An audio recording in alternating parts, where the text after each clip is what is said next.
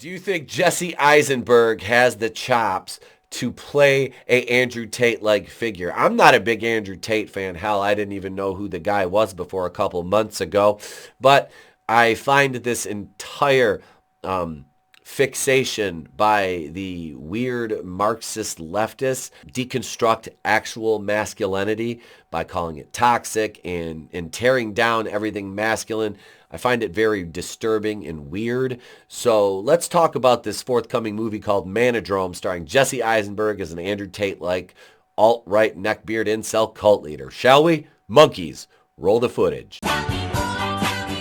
Does he look like a bitch? Yup! Yeah, that works. I like all right, it a lot. okay. All right, moving on. Hey, what about Tulip?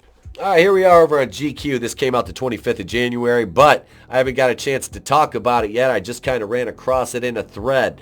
Newly hench Jesse Eisenberg's MANODROME will take on Andrew Tate-esque masculinity cults.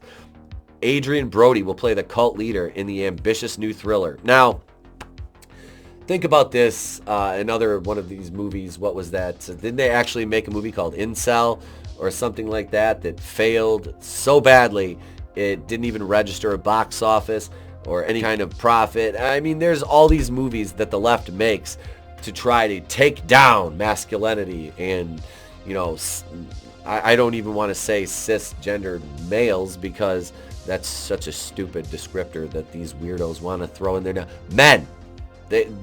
Masculinity in any sort is deemed toxic unless it capitulates to intersectional feminism and the rainbow mafia, right? All right, well, that's seemingly what is going on. I get told every day that that's not happening by people who are on the side of the people who are making things like that happen. And then, you know, I get called an incel, which is funny. I've been married 13 years. I have a kid. But, you know, please, I'm an incel, right? Yeah.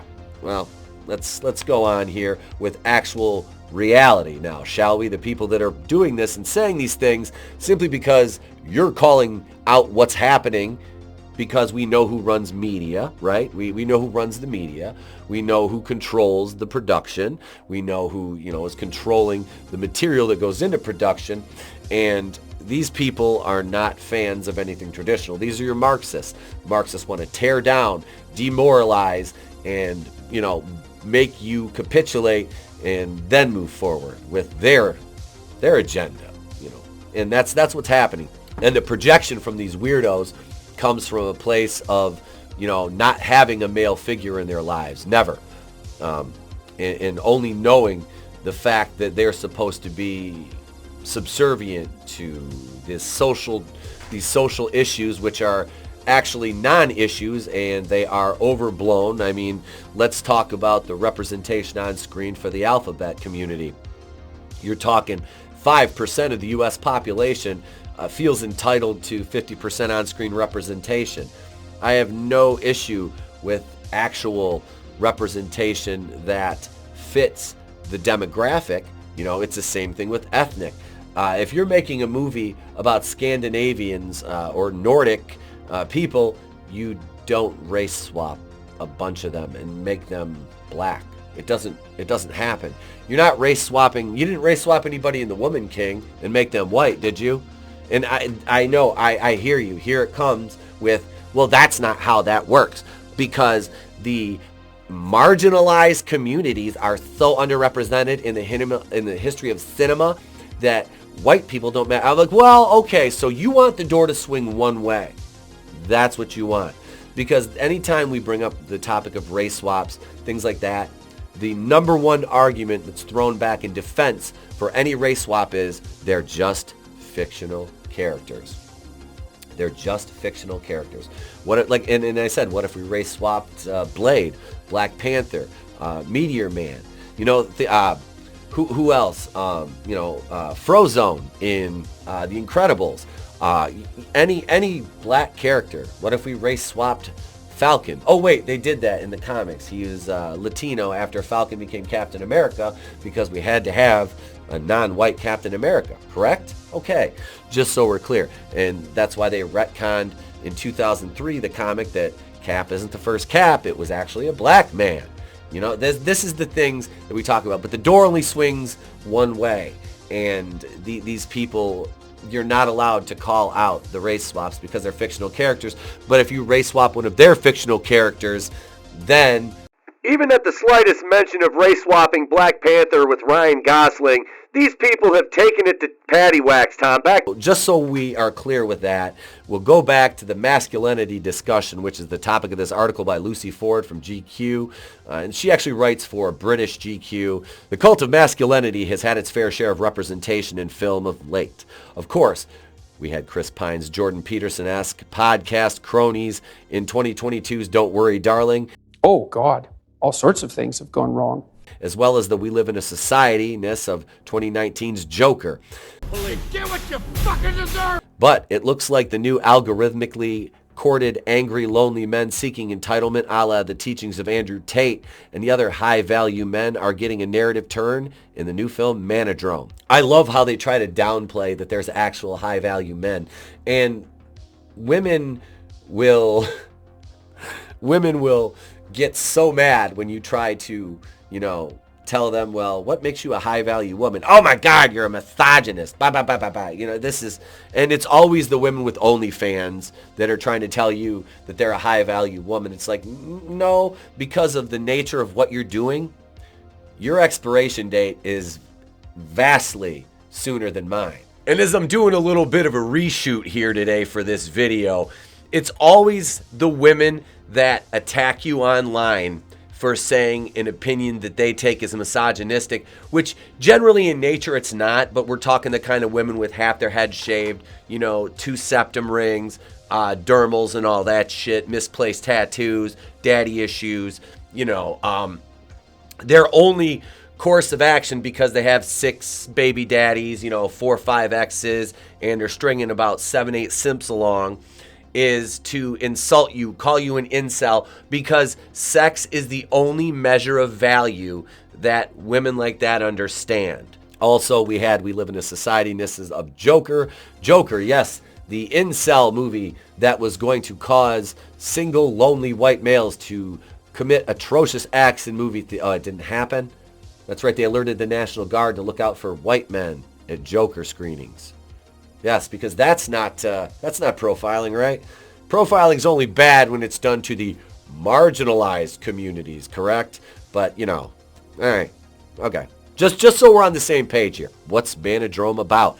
According to an official synopsis from IMDb, MANODROME is an Uber driver and aspiring bodybuilder named Ralphie who is inducted into a libertarian masculinity cult and loses his grip on reality when his repressed desires are awakened. So far, so very Andrew Tate. There's not much else around at the moment about the film, which probably makes sense for the mystique surrounding its very premise. At the time of its announcement, The Hollywood Reporter called it a nihilistic thriller, which seems fitting for anyone who's had the misfortune of stumbling across the kind of content on your timeline, or FYP, whatever that means. This is funny. So, these masculinity cults, I mean, where do these exist? Please, tell me where these masculinity cults exist. Are you talking about online forums? Are you talking about people like me who just call out garbage entertainment and then you blatantly misrepresent what we're doing and call it misogyny when it's, pop culture, social commentary? You're not allowed to speak out against the narrative or the weirdos and smooth brains will attack you, is basically the rule of thumb today. Incel culture and cults of toxic masculinity have, of course, been present on the internet for as long as chat rooms have been available. But their prevalence has reached fever pitch over the past few years when darker corners of discourse made their way into mainstream thinking thanks to thought leaders like Tate, Peterson, and thousands of men who hang on their every word. With the arrest of Andrew Tate in Romania for human trafficking off the back of a truly boneheaded clapback at Greta Thunberg, the manosphere has never been so exposed. Okay, so Andrew Tate's arrest, I'm not going to comment on that because I don't know a lot about it. All I know is the allegations of human trafficking against Andrew Tate are just that, allegations. This is, like I said, you can't, he spoke out, he dares speak out against the narrative, so he must be taken down at all costs, especially after he, it got involved with that feud with Greta Thunberg, who, as we all know, Greta Thunberg is the left's special little golem. How dare you? Jesse Eisenberg will front MANODROME in one of the most un-Jesse Eisenberg get-ups we've ever seen, usually occupying a weedier, more neurotic state of being. The first official still of MANODROME shows Eisenberg beefed up to the gills with an earring and sleek-lined haircut that will make any woman go, oh, he's one of those guys immediately. Shut up, bitch! Starring alongside Eisenberg and appearing in the still with him is Odessa Young. The Australian actress is known for her roles in 2015's The Daughter and Looking for Grace, but was last seen on our screens in 2022's thriller series The Staircase. The role she plays in MANODROME was originally supposed to be played by Riley Coe, I don't know, but she has to step back because of scheduling conflicts and now acts only as a producer. Rounding out the cast is Adrian Brody, stepping in to no doubt the scuff-free shoes of our cult leader. A more than versatile actor, Brody has somewhat made a name for himself as one of our preeminent creepy weirdos, which makes him a great fit for any male thought kingpin. If you caught what the author said there during the article in my read-through, the author said that Adrian Brody's creepy and perfect for any male thought kingpin, which means any man who's not an extreme leftist, communist, Marxist to these people and advises men to do anything but capitulate to intersectional feminists and all these other weirdos out there is a cult leader, okay? That's what they're saying. I just want that to be clear and that to resonate with you. So I guess my question is, why is masculinity bad? Like, who are we allowing to define toxic masculinity? And this whole idea that a guy like Jordan Peterson is leading an army of toxic masculinity and toxic males is revolting to me, because he's one of the most well-spoken, articulate individuals who really wishes no harm on anybody ever. What's so toxic about him? Because he refuses to acknowledge the science-denying community of troons? That makes no sense whatsoever. Andrew Tate, like I said, I'm not a fan because I don't know who he is, and I want to know what is up with these allegations of human trafficking for Andrew Tate, but I don't get it, I guess. And this is definitely a leftist type production, because if you're trying to say toxic masculinity and you cast somebody like Jesse Eisenberg, who even if he did get juiced for this role, not a bastion of masculinity anyway, because you can put lipstick on a pig and it's still a pig. Jesse Eisenberg is still a beta male. Jesse Eisenberg is far from an alpha, and this picture is him in a puffy coat. So yeah, I'm sure this movie's going to go just as well as the other ones who try to take shots at masculinity and things like that. These usually fail fantastically, miserably, and monumentally. And I'm sure that MANODROME will probably fit the bill in all those categories and just be a complete bomb to where nobody really sees it and it just exists out there in the ether without any fanfare.